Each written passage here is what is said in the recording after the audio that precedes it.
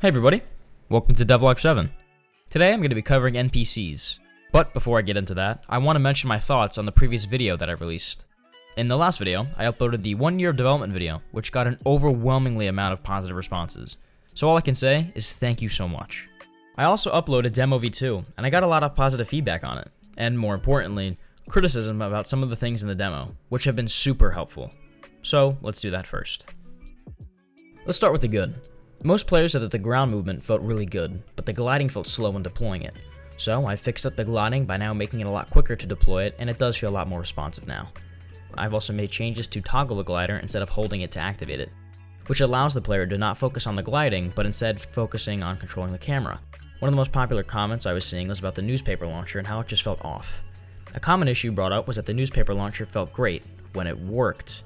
The newspaper launcher would stop locking onto a target when the player was too close to a box or shootable object. So I double checked my code and saw that the radius offset was too large, which offset it further than it should have. Now the offset has been adjusted, so no matter how close you are, you can shoot anything you like until you've either run away far enough or you locked onto something else. I also changed the lock-on icon because many people thought the icon was too distracting. So I changed it to just a simple arrow, which I think is clean and simple and it's not too distracting. Another adjustment I made was increasing the fire rate of the newspaper launcher, which does feel a lot better. You can't spam it, but it is a lot faster, which is a nice improvement. I've also added in a ground dive, which is something that people were talking about. It's not as powerful as a dive in the air, but it's pretty fun to spam around when running around the demo level.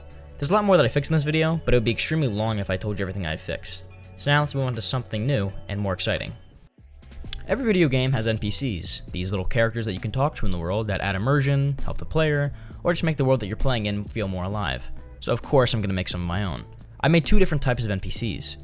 The first I made was a simple NPC that just displays a single line of text. Nothing too important, but something funny or helpful. I could place these all around the level, and they can say different things just by changing some text. I then made a more complex NPC that allows the players to interact with it and switch to a fixed camera angle with a lot more text.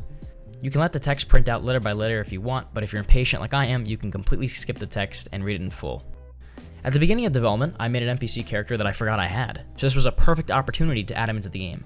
I first had to optimize the model and give him some new textures, but then after that I rigged him up and gave him some basic animations for him.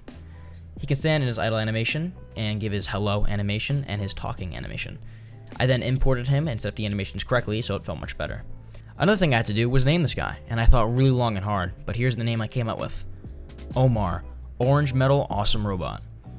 Yeah, it's pretty dumb, but I feel like Omar is a pretty good fit for this guy. As of right now, he's just a placeholder NPC that I'll replace with future characters in the future. So that's pretty much it for the NPCs. Now we get to go on to something that I love talking about. Cameras. Cameras in video games are two things that don't really seem to like each other. However, that doesn't mean it's impossible to make a solid enough camera system for your game.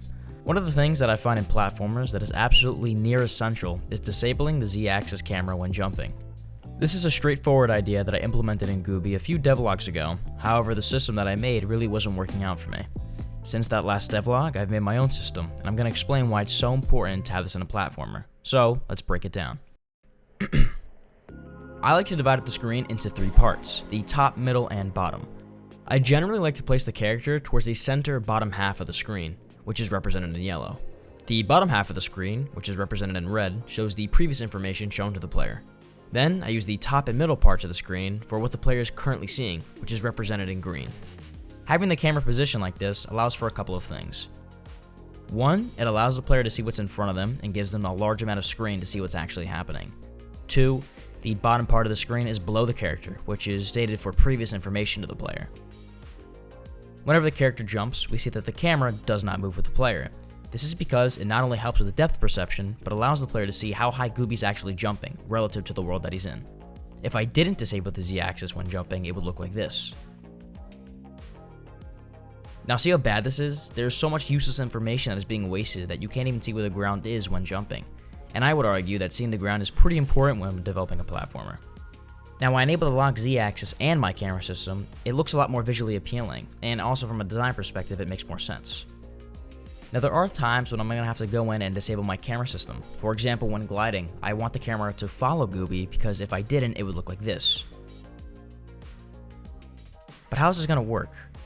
Well, I actually had a solution to this in the demo, but one of my friends, aka Some Humble Onion, who's working on a very cool little game, pointed out that whenever the character jumped and then went into a glide, it felt off and too jarring.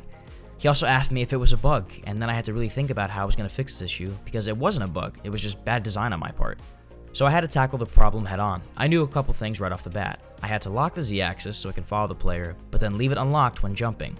So the issue seemed more or less from the jumping to gliding, and it felt way too quick and really harsh and not smooth at all. So when I was redesigning my camera system, I went back and added some V-interp and set a small value so it would have a smoother camera transition from an unlocked camera to a locked camera. When comparing both of these, it's night and day which one is better and smoother on the eyes and which one feels less jarring.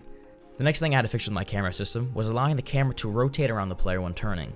Before, the system was not in place, so whenever the character was turning, the camera did nothing, which felt off and it felt unresponsive.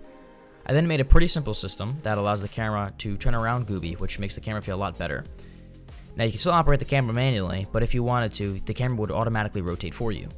I found that using a combination of both manual and automatic cameras is the best of both worlds, but soon I'll hopefully add options that allow the player to customize the camera to fit their needs.